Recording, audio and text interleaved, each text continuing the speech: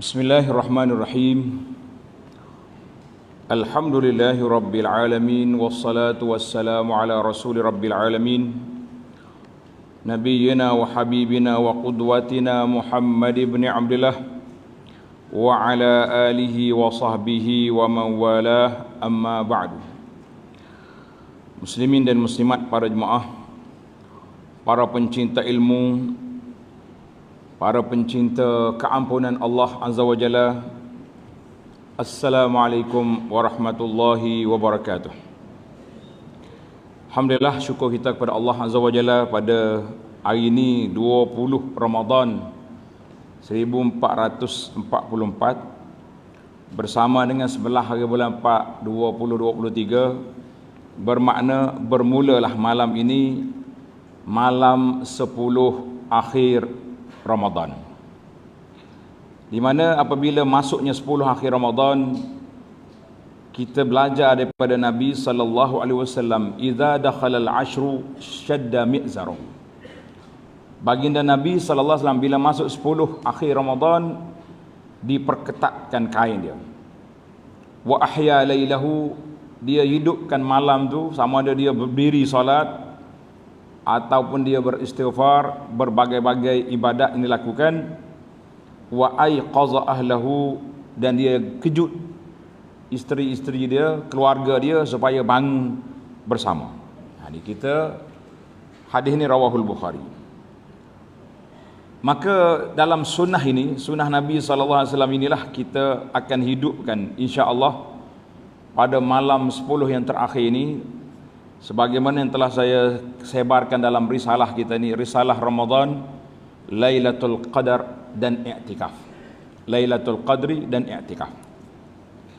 Apa makna Lailatul Qadar? Lailatul Qadar ni satu malam yang Allah pilih setelah berpindah-pindah, akhirnya telah terbukti bahawa Lailatul Qadar itu berada di 10 akhir Ramadan. Maknanya malam 10 akhir Ramadan ini malam yang sangat berharga, malam yang sangat mahal. Sebab itulah dalam hadis Nabi SAW beritahu di awal Ramadan, atakum Ramadan syahrul mubarak.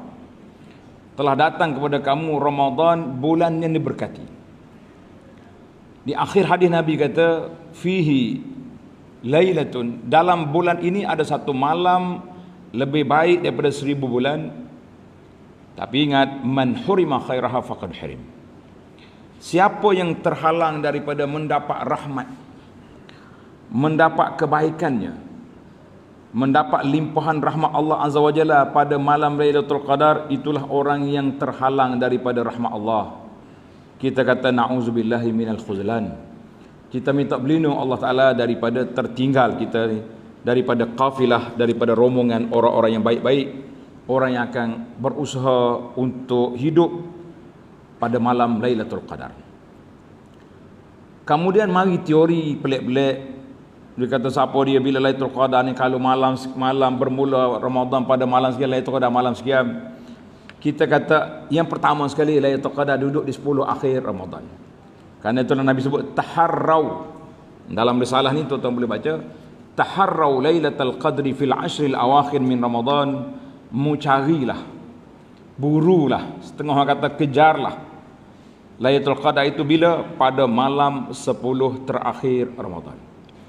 Kemudian ada lagi kata berlakunya pada malam witir, malam 21, malam 23, 27, 29. Yang pentingnya para ulama dalam kajian mereka mengatakan malam itu berpindah-pindah. Ada 21, ada 23, ada kata 27. Kita tak usah duk berteori.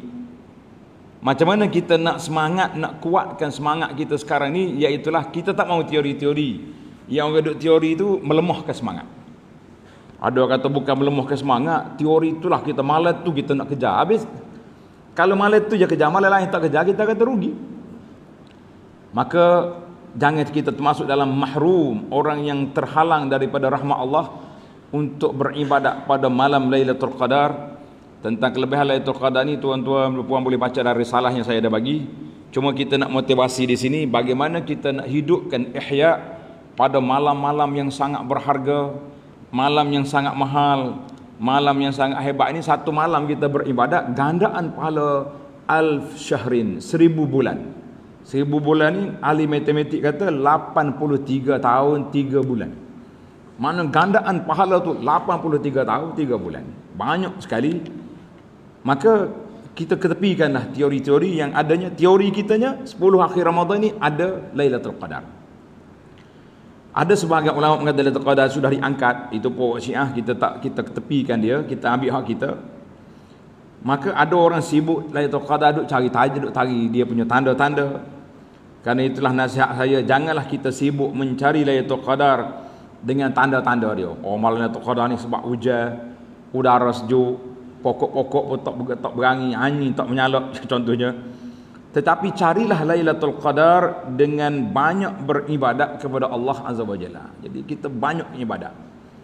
Perbanyaklah di akhir Ramadan ini dengan baca Quran, zikir, istighfar, bersedekah dan lain-lain.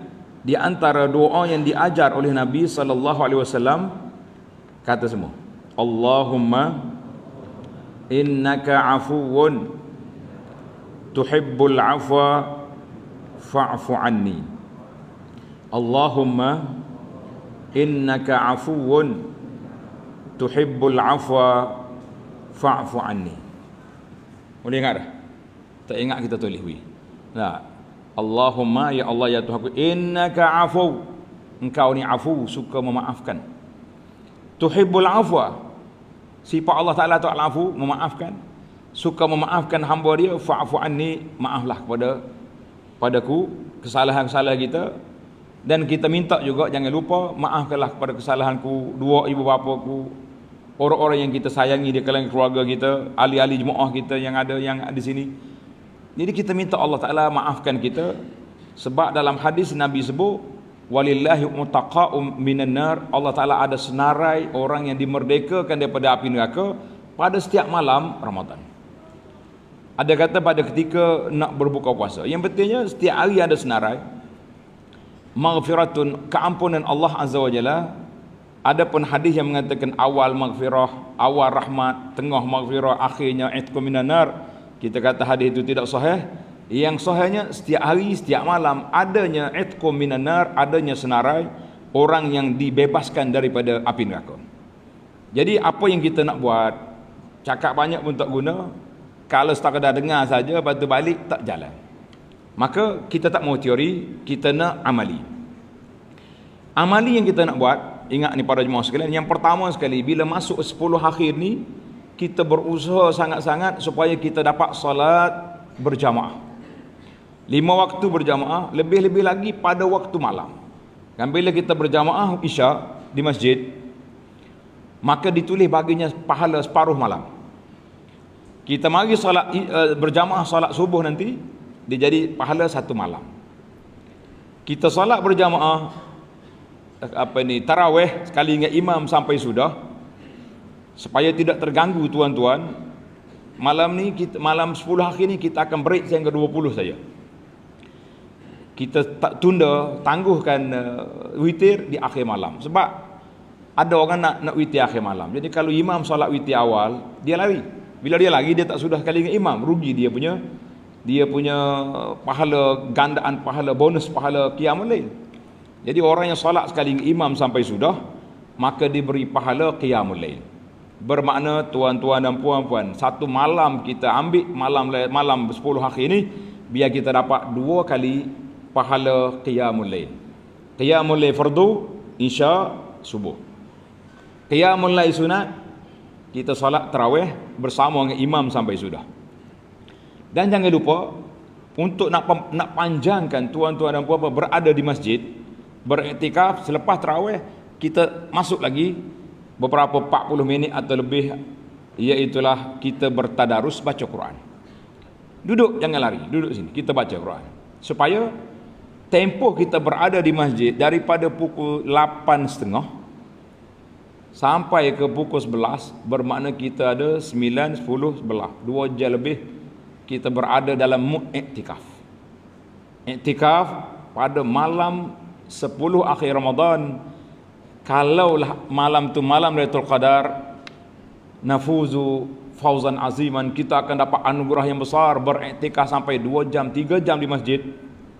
Kalau tak mampu iktikaf penuh, kita iktikaf separa, kita panggil. Masuk masjid kita iktikaf.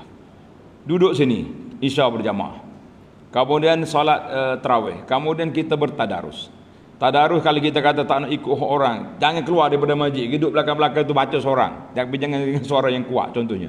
Yang pentingnya biar kita duduk lama dalam masjid. Kalau kita boleh iktikaf penuh, tak keluar-keluar sampai ke sahur, lagi baik. Jadi itulah nasihat kita, peringatan kita kepada para jemaah sekalian. Marilah kita hidupkan malam yang 10 ini. Mudah-mudahan kita termasuk di kalangan senarai orang-orang yang dibebaskan daripada api neraka dengan sebab doa kita. Sebab itulah kata di para ulama, di antara perkara yang besar yang kita kena buat pada malam 10 ni apa dia? Iaitulah berdoa kepada Allah Azza wa Jalla. Dia kata Syekh, doa'uka liwalidik, doa kamu dalam solat, tak kira solat tarawih ke, solat tahajud ke, afdalu bi kathir, lebih baik daripada sembelih 10 ekor kambing bagi orang makan. Kita doa ya, tak payah bayar apa-apa.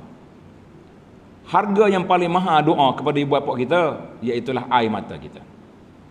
Biar kita boleh doa, Rabbi ghafirli wa liwalidayya, ya Allah ampunkanlah aku dosa aku dan dua ibu bapa aku. Ya Allah bebaskan kami daripada api neraka dan dua ibu bapa. Jangan lupa dua mak ayah ni, kita sayang ke tak sayang, mesti sebut. Yang hidup atau yang mati sebut dua-dua. Kemudian barulah kita doa yang ketiga, kita doa untuk pasangan, suami, isteri, anak-anak. Biarlah kita masuk dalam senarai qafilatul khair, dalam rombongan yang baik pada bulan yang baik. Kata orang, kalau kamu tak jadi orang baik di saat orang lain baik, bila nak jadi baik? Kalau kita tak boleh senaraikan diri kita dalam rombongan orang yang dibebaskan daripada neraka pada bulan yang mulia ini, bila kita nak bebaskan? Maka inilah peluang. Al-bidarul bidar, kata orang Arab, segeralah, jangan tangguh-tangguh.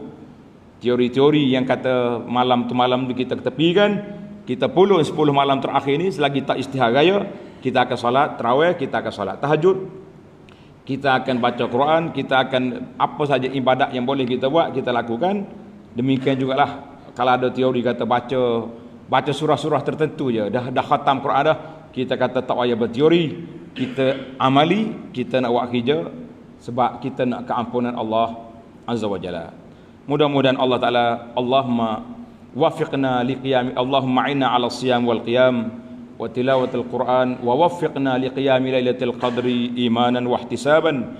Ya Allah, anugerahkanlah kepada kami pertolonganmu untuk kami beribadat, berqiyam, berdiri pada waktu malam, baca Al-Quran, dan juga taufiklah kepada kami dapat beribadat sebanyaknya pada malam Lailatul Qadar, dan senaraikan kami, dua ibu bapa kami, orang-orang yang kami sayangi, termasuk di kalangan hamba-hambamu yang telah disenaraikan bebas daripada, tidak akan disentuh oleh api neraka walaupun sekejap. Amin ya rabbal alamin. Rabbana taqabbal minna innaka antas samiul alim wa tub alaina innaka antat tawwabur rahim waghfir lana innaka antal ghafurur rahim. Wa akhiru da'wana anil hamdulillahi rabbil alamin. Wassalamu alaikum warahmatullahi wabarakatuh.